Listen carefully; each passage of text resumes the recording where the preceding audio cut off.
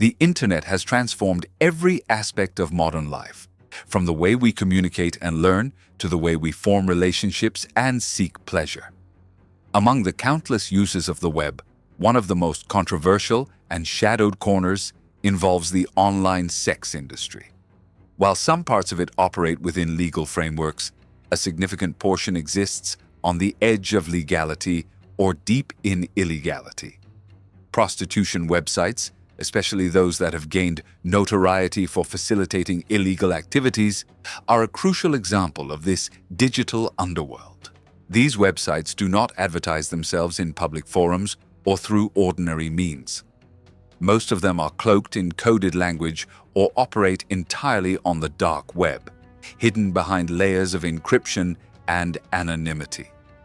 They promise discretion to clients and protection to service providers, but the reality is often far from safe or ethical.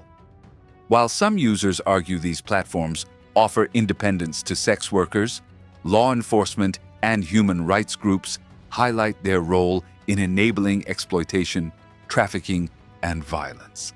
In many cases, prostitution websites operate under the guise of escort services or companionship platforms. These terms may appear harmless on the surface, but a closer inspection reveals listings that include coded references to sexual services, pricing, and specific acts. Often, they include photos and ratings, giving the impression of a marketplace. Some even allow users to leave reviews, similar to online shopping platforms. It's a disturbing normalization of an industry that thrives on vulnerability and secrecy. Many of these websites have been taken down over the years. Operation Anonymous, a coordinated international law enforcement effort, resulted in the shutdown of multiple illegal marketplaces on the dark web, including platforms that facilitated prostitution. However, with every site that gets shut down, several more rise in its place. The cycle continues, driven by the high demand and immense profits involved. Some infamous sites have become symbols of this hidden economy. Names like Backpage and RubMaps have sparked major legal battles and public outcry. Backpage, once the second-largest classified ad site in the United States, was taken down after being accused of knowingly facilitating sex trafficking, including of minors. Despite facing lawsuits and criminal charges, its impact lingers. The website played a central role in how sex workers found clients and vice versa, blending convenience with danger. RubMaps, on the other hand, was notorious for mapping out illicit massage parlors where sexual services were allegedly offered. The site allowed users to search by location, services, and even ethnic background, reflecting not just the commodification of sex, but also the racialized nature of the underground sex trade. Authorities have described it as a tool that enables exploitation, often involving immigrants or individuals forced into sex work. While some individuals claim agency in their decision to advertise on these platforms, many others are victims of coercion, manipulation, or direct trafficking. The line between consensual sex work and forced prostitution becomes blurred in these environments. Without regulation and oversight, these websites become breeding grounds for abuse. In countries with weak law enforcement or high corruption, the problem becomes nearly impossible to contain. The anonymity provided by the internet is both a shield and a sword. Clients use fake names, crypto payments, and burner phones. Service providers often hide behind pseudonyms and proxy profiles.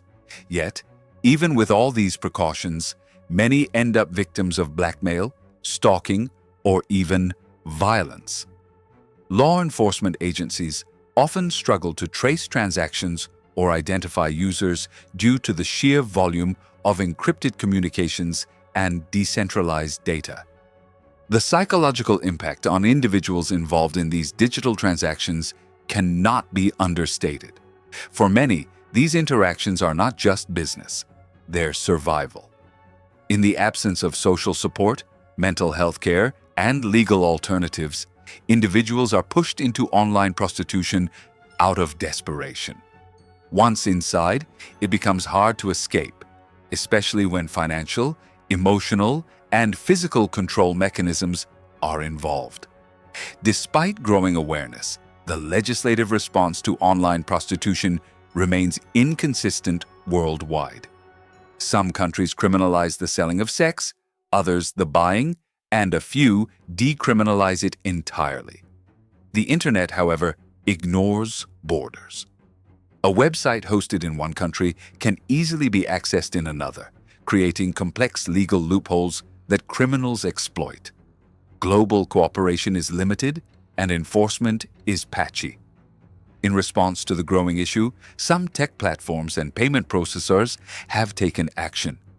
Major credit card companies have blocked transactions to known sex service sites. Hosting providers have removed domains associated with illegal activity. But these steps are often reactive and temporary. New payment methods emerge, sites rebrand, and domains shift. It becomes a constant game of digital whack-a-mole. Another concerning trend is the involvement of minors. Law enforcement has uncovered numerous cases where underage individuals were advertised on these platforms, either through deception, force, or trafficking. The damage inflicted on victims is incalculable. Online evidence of their abuse circulates indefinitely, contributing to lifelong trauma. Efforts to fight back include the use of AI and data scraping tools to identify suspicious activity. Non-governmental organizations, watchdogs, and survivors organizations monitor websites and collaborate with police. Public awareness campaigns aim to educate users and potential victims. But the fight is far from over. As long as demand exists and technology allows anonymity, prostitution websites will continue to flourish in the shadows. The debate around these platforms also intersects with conversations about sex work legalization. Advocates argue that legalizing and regulating the industry could protect workers, ensure safer conditions, and reduce trafficking. Opponents worry that it would normalize exploitation and make enforcement even harder. The internet adds another layer to this debate, challenging traditional models of law and order. In some corners of the web, entire communities have formed around these sites, sharing tips, recommendations, and even reviews in online forums. This normalization is part of the problem. What begins as an anonymous transaction turns into a culture where exploitation is accepted and even encouraged. It reflects deeper societal issues such as misogyny, economic disparity, and the commodification of human bodies. At the same time, it's important not to conflate all online sex work with trafficking.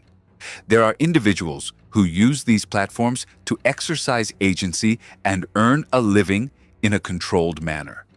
Their voices must also be considered in the larger conversation. However, without a safe and legal framework, even their experiences can quickly turn dangerous.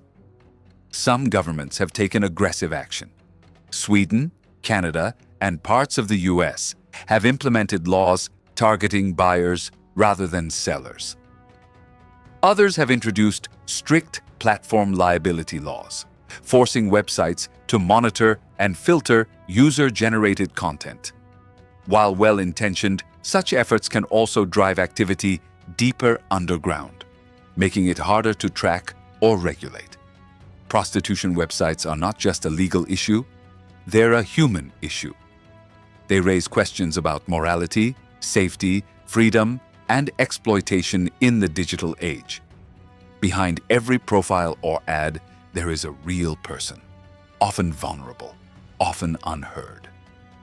The digital facade hides layers of pain, risk, and injustice that the world is only beginning to fully comprehend. In the end, the presence of prostitution websites reflects a modern paradox. The internet, a tool of innovation and progress, has also become a hiding place for age-old human suffering. Solving the problem requires more than shutting down sites or arresting individuals. It demands systemic change, compassion, better laws, and a willingness to confront uncomfortable truths about our society, our technology, and ourselves.